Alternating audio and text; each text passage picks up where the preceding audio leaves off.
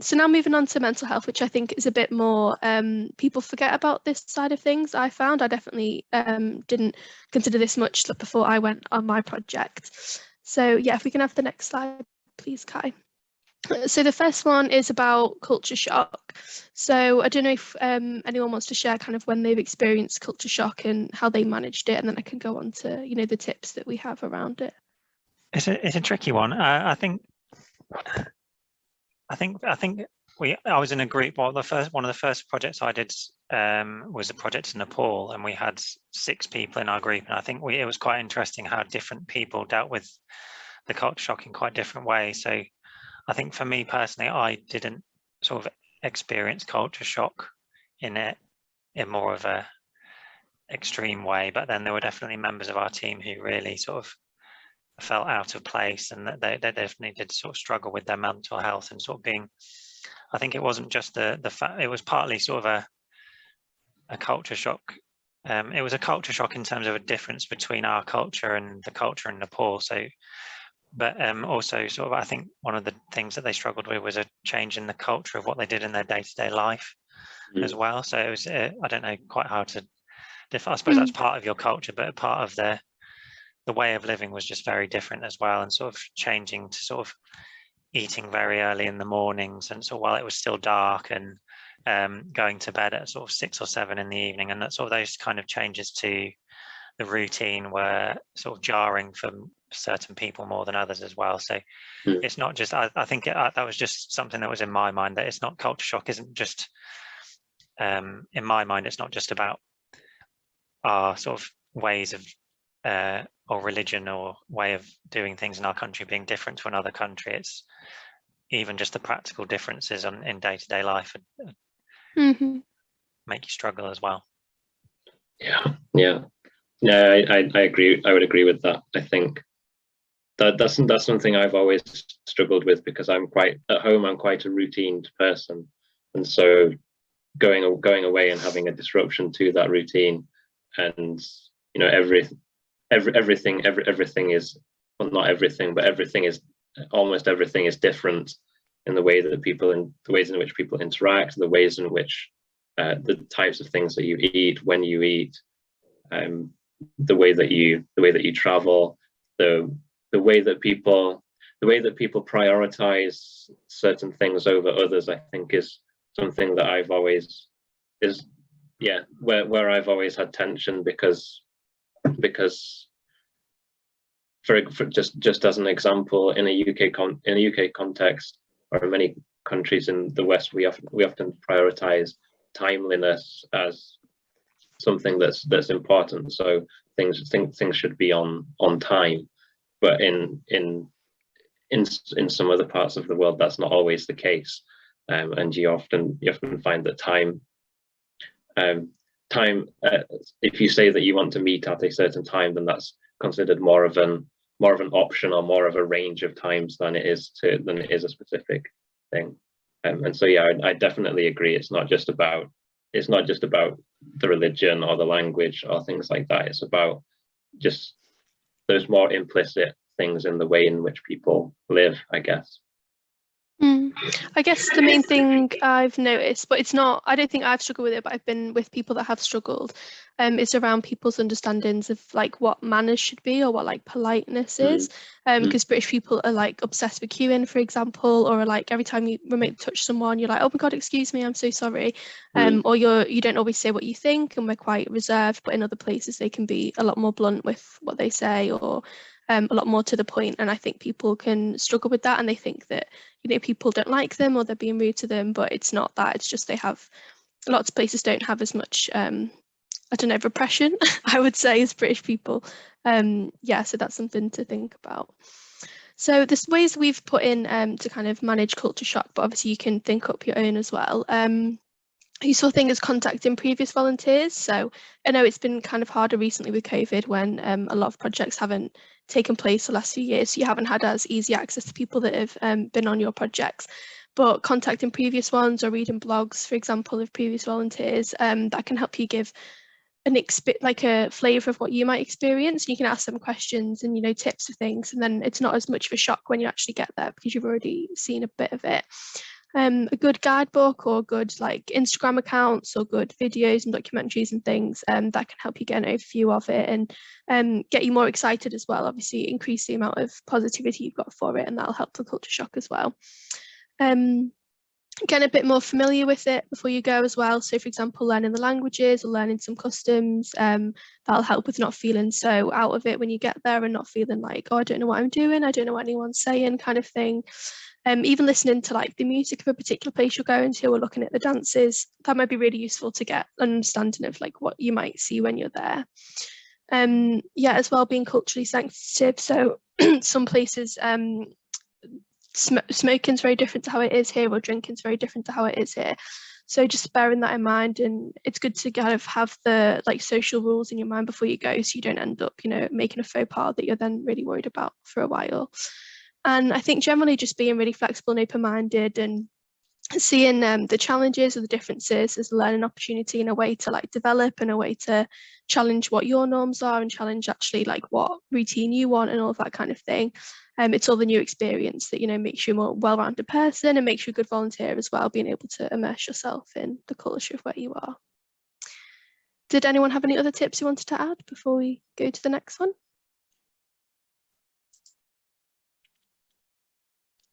No, cool. Yeah, we can move on then. So I think this is the one that I more struggle with a lot of the time, because yeah, I'll explain what reverse culture shock is a bit first and then go on to my experience. So that's when you've been away for a while, or maybe not even that long, and then you come back home and it feels like you wish you were still there, and everyone at home has stayed exactly the same when you've left, and you feel like your worldview has changed, or your understanding of your politics has changed maybe, but everything at home is still the same, and you find it quite hard to settle back into the routine.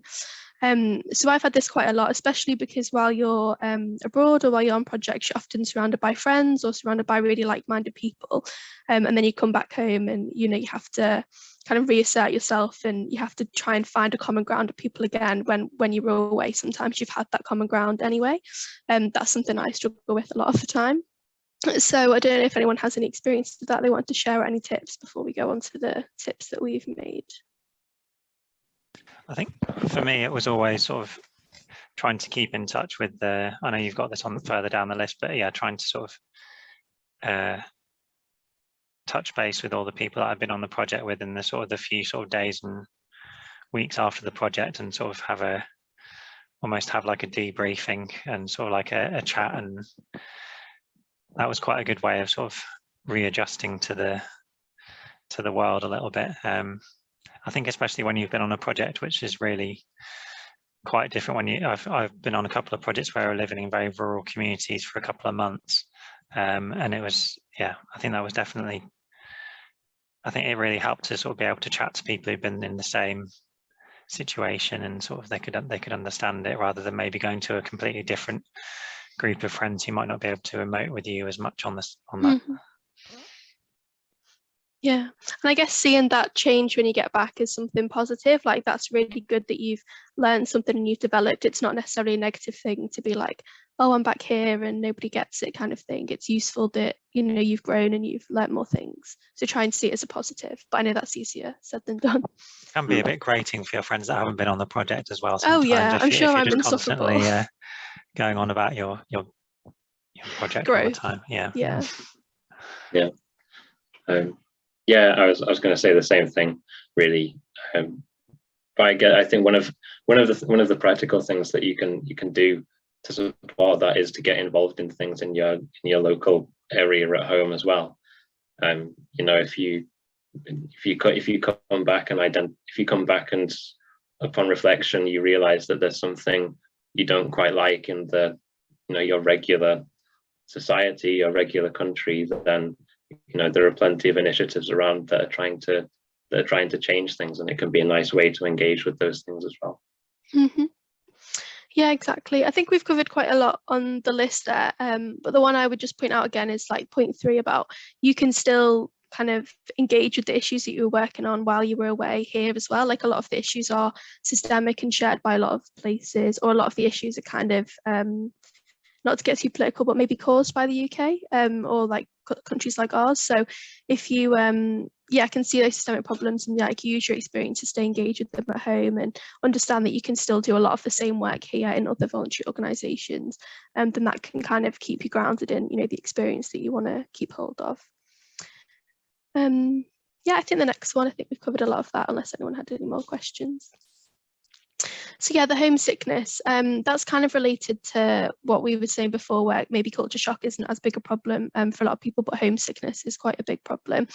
So I guess it's not necessarily how long you're away for, it's not necessarily who you're with or how far away you are that causes homesickness. You can feel homesick kind of up the road, but there's different things you can do to kind of manage the homesickness. So you could arrange your way to make contact to home. You know, a lot of places will have Wi-Fi, but if you haven't got Wi-Fi, you could write letters to them or do, you know, videos that you can show them when you get back. You could send postcards, that kind of thing. And hopefully we're making loads of friends while you're there as well, and sometimes have host families while you're there so they can kind of fill in, and you know, it's like a new home that you're in, I suppose. And you can always take home comforts with you to kind of give you some familiarity. So, you know, take certain sweets that you like, or take your favorite pajamas, that kind of thing. Or a lot of people like smells that can really connect them back to home. So if you have a favorite perfume or room spray or something, you could take that with you, and that can kind of give you some familiarity. And trying to keep, as Kai mentioned before, if you can keep some of your routines that you're really attached to, that might be helpful. So if you have like a particular, like maybe skincare routine before you go to sleep, you could maybe try and keep hold of that, and that'd keep you, you know, having a sense of normality that you might be missing.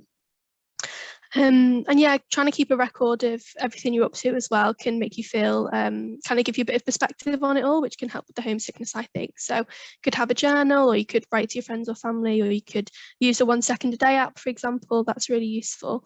And you can bring parts of your home to like the host families you're with, or to the organisation or the community you're in. So you could share meals from home and recipes and music and snacks and things. And that kind of remind you of home, but in like a productive way, I suppose. Did anyone have any other? I was just going to sort of add to that. Yeah, when I was on a project in Kenya, we lived in a really sort of hyper rural community. It didn't have it didn't have electricity, and we were sort of cooking our own food. So we didn't have mobile phones that were charged. This was sort of, when was this? 2008. But yeah, I actually kept a really detailed journal, because it was really one of the only ways to keep me sane. And I sort of kept it as a scrapbook. So I sort of kept sort of labels of tinned food and basically anything that I could find, or like leaflets to different sort of local sightseeing places that we went on the weekend sometimes or whatever. And I sort of treated it as a way of almost, I was sort of writing emails or letters into it for that I would sort of normally be sort of sending to my parents or girlfriend or whoever it was. But yeah, I'd recommend that even if you're not in a really hyper rural place. I think that was actually it was a good way to spend half an hour every day of sort of like in my own sort of relaxing time. So without getting too stressed about things. Yeah, and it's a nice way to process as well, and actually keep the memory, because yeah, it goes much faster than you think, and then you do want ways to kind of remember it and hold on to it. Yeah, I'll move on to the next one then, if we don't have anything more to add about the homesickness. I think with the homesickness, it's something we've probably all experienced in the past anyway, so we all have our ways of noticing when we're homesick, or noticing you know, when we need to manage that. So there's two other kind of mental health things that we wanted to discuss, and the first one is kind of a sense of disempowerment. So when you're in a refugee camp, for example, it can feel quite disempowering when you see, you know, a lot of people in the same situation, and it feels like quite a big system that they're up against, you know, the system of the hostile environment, system of borders. So it can feel quite overwhelming when you look at that, and it feels like, oh, all I've done is, you know, sort this thing out today. I haven't managed to change that. So we just want to discuss what are the ways you can kind of mitigate that sense of disempowerment and kind of plan for it and manage it as well. I'll kind of go first, but then obviously anyone can add. So I think the main thing for disempowerment is think about why you wanted the sense of empowerment in the first place. So it's kind of good to challenge the idea that you're going to, you know, make a massive difference anyway. And it's important to see yourself as, you know, one person or one cog in like a big machine. And I read a really lovely quote that I'm going to really butcher now, but it said that, you know, a lot of the systems that we're fighting against are kind of a big tapestry. And if you're working to undo your little bit of the tapestry, then you are undoing the whole thing on the whole. And it takes a lot of people making a lot of little changes to be able to make a big difference to an issue that we're facing, such as, you know, refugee camps, basically. The other thing I would say is to try and think about the little changes you are making. So it might seem, you know, not a big deal to make food that one day, but to the person that you gave the food to, that's a really big impact you've made. I have to tell myself that a lot with the advice that I give to people. I feel like, oh, I haven't solved homelessness today, I'll try again next week. But the advice I gave to one person was really useful to them. So again, that's where, you know, keeping a journal or writing a blog or taking videos, that can really help you feel like remember the little things you have done. I'll see if there's anything else I wanted to say around that. Yeah, and I think seeing making not your having a lot of motivations obviously is why you're going to volunteer anyway, but making sure your primary emotion isn't to like change the whole system or change the whole problem, and keeping other motivations like you want to learn a bit more of the language, for example, or you want to make friends with like-minded people, or you want to learn more of this skill so you can use that in more volunteering or future career. Just making sure that there's a lot of other things that you want to do aside from just, you know, resolve this one problem, because that's quite a lofty thing that you want to achieve, really. Does anyone have any other things you wanted to add to that side?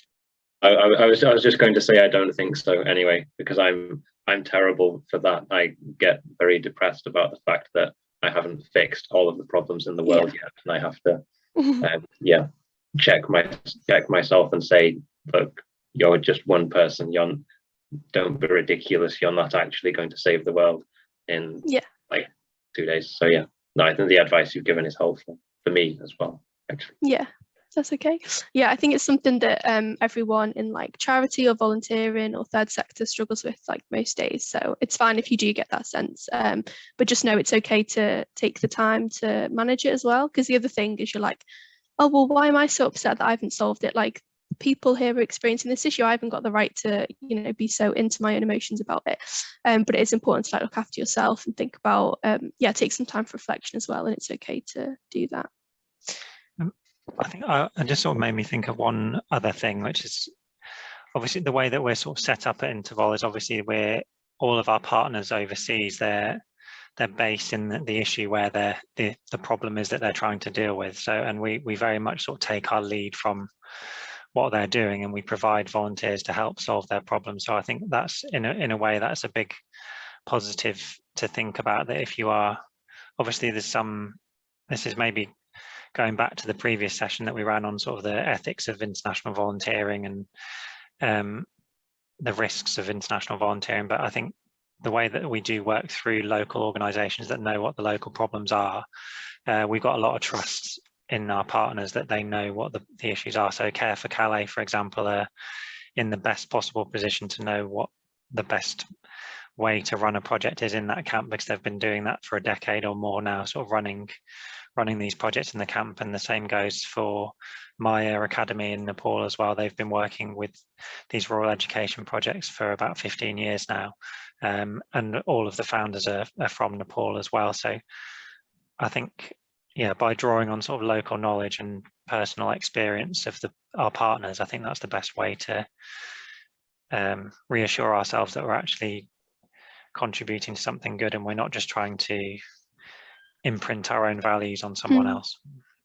Yeah, and I think it helps to know that things are carrying on as soon as you leave as well, because in kind of volunteerism projects, it's like once the project is over, there hasn't been like a sustainable goal that is going to carry on forward. But in these situations, like these community workers and all the staff there and all the people that are going to keep working on this project even when you're not there. So it's better to see that the whole responsibility for the problem isn't on you at all. There's one last bit on that slide. Sorry, Kai. Yeah, so the vicarious trauma bit, I recently went to a training on it in work, so I'm all about talking about vicarious trauma at the minute. So vicarious trauma is basically when you kind of witness or hear about the trauma of somebody else. It doesn't even necessarily have to be one person, but if you are, for example, hearing about the trauma of other people regularly, like on a daily basis, for example, vicarious trauma is when you yourself get the like negative effects of that trauma, of that event. So, for example, you can experience PTSD yourself just hearing about the trauma that somebody else has gone through. So I think with this, it can be quite difficult to experience. And again, you have the kind of, you might judge yourself for feeling these feelings because, oh, I didn't actually go through it, I wasn't actually there, kind of thing. But again, it is really important to give yourself time to process it. And it is, some of the things you hear or some of the things you see are difficult to experience. And yeah, it's okay to have a think about that and, you know, wonder why you are feeling these things. And I think the main way to manage it is to kind of think about what is actually under like the negative feeling. So is it hopelessness? Is it shock? Is it surprise? Is it a pessimism, for example? And then think about how you can manage those like root feelings as well instead, if it's anger as well. And yeah, just give yourself time and give yourself a space to process it and a space to like look after your well-being on the whole. And then hopefully these traumatic experiences that you might hear about won't have as much of an effect, kind of thing, if you've got a stronger foundation to build them on. And so this slide just has some mental health resources. So I think I shared them in the last presentation as well, but obviously this presentation is particularly about mental health. So the first one is called the Blurt Foundation. So on that link, it looks like it's a shop, but there's loads of free things that you can buy. And it has resources like a self-care guide. It has like a plan you can have for if you're really feeling in crisis. It has, you know, well-being cards. You can have like a deck of cards and pick out something to do when you're feeling anxious, something to do when you're feeling stressed. So it might be nice to get some of those before you leave, and you take those with you and help you manage any like homeless, like, what was the word? Homesickness. I'm stuck on homelessness all day. Any homesickness you've got, or any, you know, trauma, anything like that. And then there's also a vicarious trauma coping guide as well that I think is quite useful to look at in advance, and maybe take the bits that you think might be relevant for you forward. And then there's also a self-questionnaire about resilience. So I can't remember the exact ins and outs of it, but with resilience, it kind of, you can measure whereabouts, there's loads of different parts of it, and you can measure how resilient you are in different elements. And if there's a part you're particularly struggling in, can give you tips on how to manage that part. And then when you experience difficult things or challenging things, yeah, you have like a stronger foundation and a more resilience to manage them. Kind of the same thing with the other questionnaire about burnout and compassion fatigue. So if you're noticing that, you know, you don't have the same emotional reaction to situations anymore, or you're struggling to feel sympathy for people, empathy for people, that could be a sign that you're getting quite burnt out and you need to take some time and put some energy back into yourself. And the last one is a wellness action plan from mine. So it's mainly focused towards workplaces, but you can edit it. And they will be quite useful for maybe doing them all together as a team or sharing them with each other, because yeah, you can see what people want to plan, how people want to plan for their well-being, and then you can kind of support each other to do that, and, you know, see what help you might want from each other. I think that's quite useful. Yeah, I think that's it for my part. If